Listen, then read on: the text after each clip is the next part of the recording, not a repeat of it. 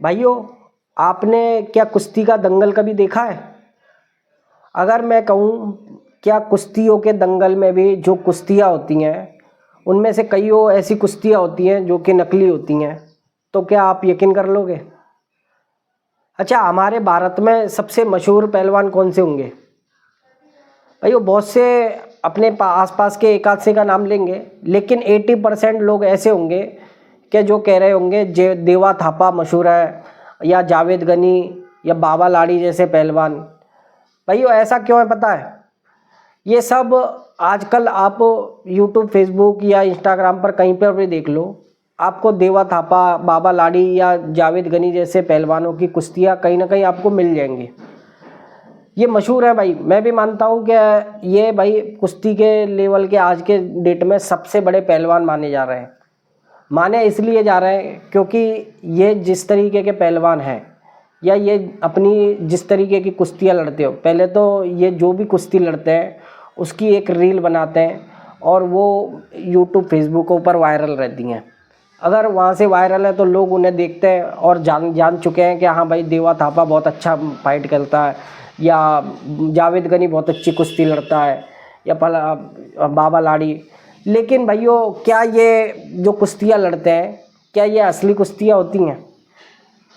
आज दोस्तों देखो, सवाल ही इसी बात का है और इसी का मैं आज आपको पूरा जवाब इस वीडियो में दूंगा। देखो, मैंने इस पर एक दो वीडियो और भी बनाए, लेकिन लोगों को शायद अभी भी नहीं समझ में आया है। अब मैं बताता हूँ भाइयों, सिंपल सा फंडा है। आपने अपने आसपास कहीं कुश्ती देखी होगी, वहाँ पर जो कुश्ती होती है, अगर मान लो कोई बड़े पहलवान की ज़्यादा से ज़्यादा 21,000, 20,000, 50,000 तक की कोई कुश्ती होगी आखिरी, उनमें जो पहलवान आते हैं वो भाई टॉप लेवल के पहलवान होते हैं। वो कहीं ना कहीं ज़िले में उनका कोई मेडल होता है, सरकारी कुश्तियाँ होती हैं उनमें कोई मेडल होता है, भारत केसरी वगैरह ऐसे बहुत से पहलवान आते हैं उसमें। तो वो शायद आखिरी के लिए लड़ते भी हैं। तो आपने देखा होगा, क्या आधा आधा घंटा अगर उनकी कुश्ती करा दो तो कोई भी उसमें से चित्त भी नहीं होता है, वो आपस में बस जूझते रहते हैं, इतना ही होता है। बराबर है ना?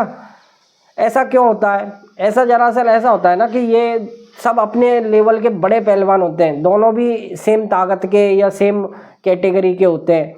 तो वो एक दूसरे का या फिर अपना मान सम्मान बचाने के लिए एक दूसरे को चित्त कर ही नहीं पाते। लेकिन दूसरी तरफ आप देवा थापा या जावेद गनी या बाबा लाड़ी जैसी कुश्तियाँ ले लो, आपने यूट्यूब और इन पर देखे होंगे। अब एक देवा थापा आपने देखा होगा, नेपाल का एक छोटा सा, मतलब ज़्यादा कद का भी नहीं है, 5 साढ़े 5 फुट का कोई पहलवान होगा। अब उसकी इतनी कुश्तियाँ हैं, आपने यूट्यूब पर देख लेना। 6 पहलवान भी उसके सामने आ जाए ना, वो 6 पहलवानों को एक अकेला ही मार देगा। और मारेगा क्या? घुमा घुमा कर, उछाल उछाल कर, डाल डाल कर उसको पीटेगा। तो अब सवाल फिर भी यही हो जाता है कि भाई, जहाँ ये अकेला, मतलब अकेले पहलवान को नहीं मार पाते, वहाँ ये 6 को कैसे मार लेता है? तो भाइयों, ये कुश्तियाँ दरअसल होती हैं ना, ये बनी बनाई कुश्तियाँ होती हैं। इसमें हमेशा जो सामने वाला पहलवान या सामने वाले जो पहलवान देवा थापा से कुश्तियाँ लड़ रहे होते हैं ना, वो इन्हीं के ग्रुप के लोग होते हैं। जैसे कि जावेद गनी से, आप जावेद गनी की कोई कुश्तियाँ ले लो, आपको मैं बताऊं 400-500 से ज़्यादा ऐसी कुश्तियाँ हैं। अगर आप लगातार इनकी कोई चैनल पर वीडियो देख लोगे ना, तो आपको 400-500 ऐसी कुश्तियाँ मिलेंगी जिसमें एक टकला सा काले से कपड़े पहन के एक कटप्पा पहलवान नाम है, वो अपने साथ वाले ही कईयों पहलवानों को लाता है, जावेद गनी को चैलेंज करता है।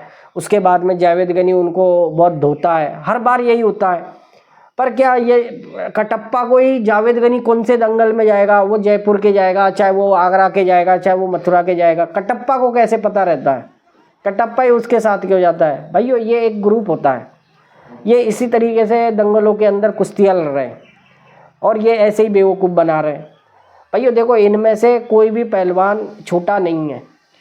ये कम से कम 150-200 करोड़ की नेटवर्थ रखते हैं।